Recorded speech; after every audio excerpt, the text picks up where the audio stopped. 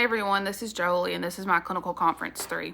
So I had a 67-year-old male with a past medical history of diabetes, tachycardia, and chronic pain who presented to the ED complaining of chest pain, cough, back pain, and shortness of breath.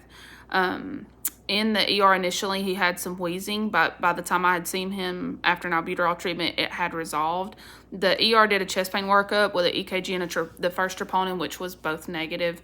The ER physician consulted us for an admission for observation just because of his history, and he was an ill-appearing gentleman at baseline who had never had any medical issues before. So upon my interview, the patient stated that his cough had been persistent for weeks, and now when he coughs, it hurts and sends pain down his nerves. He voices he's had associated fatigue, headache, congestion, cough, dyspnea, wheezing, palpitations, chest pain, and really just has not felt good for several weeks.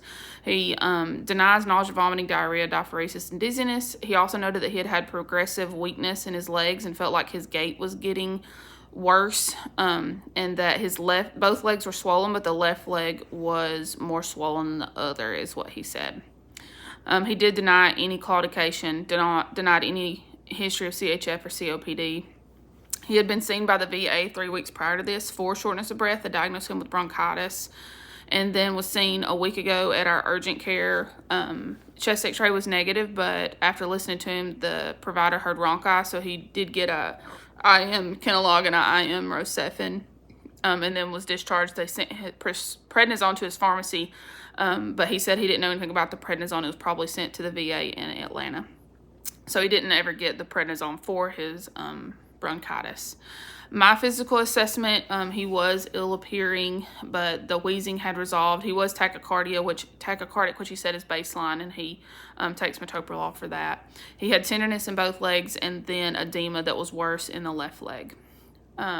Labs were unremarkable. His sugar was 160, his glucose was 161, and his total protein was 8.7, but otherwise his labs were negative. Troponins continued to be negative on the second one, and then his proBNP was 84.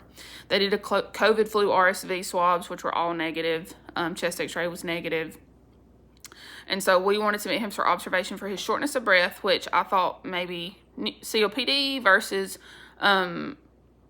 new onset COPD versus we're going to rule out CHF. So I ordered several tests relating to that, such as, the TTE, some cardiac enzymes.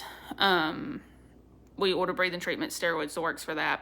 For the weakness in the bilateral leg, we wanted to do the least invasive thing as far as evaluating that edema. So we ordered just a D-dimer to start with. The D-dimer was elevated, so we ordered a left leg ultrasound and a CTA of the chest just to make sure that he didn't have a PE. Because initially we thought the PE was unlikely, but once the D-dimer was elevated, we thought that it might be probable, causing his shortness of breath.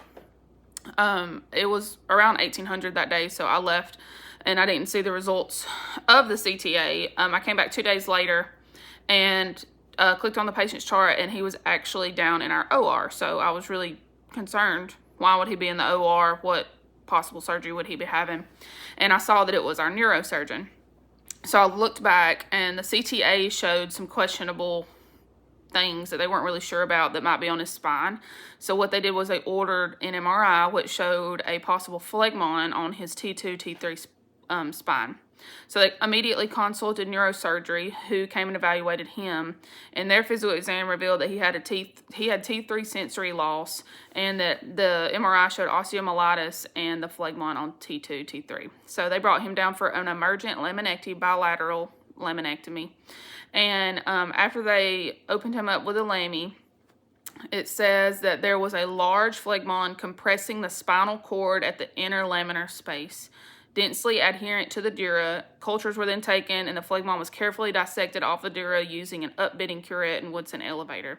Remnants were left in it. They weren't able to get it all without affecting the spine, so he was placed on antibiotics and sent up to our neurosurgery floor. I wasn't really sure. I'd never really heard the term phlegmon, so I had to do some research on it.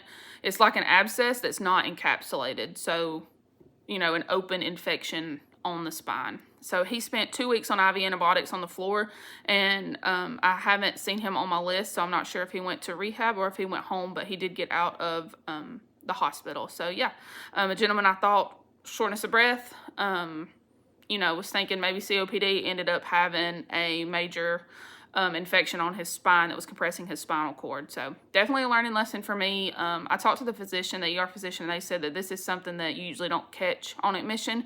It's usually caught later, and to not feel bad, but I felt bad that maybe I should have done a more thorough neuro exam maybe. But yeah, it was really cool to learn about something new, and glad the patient's okay.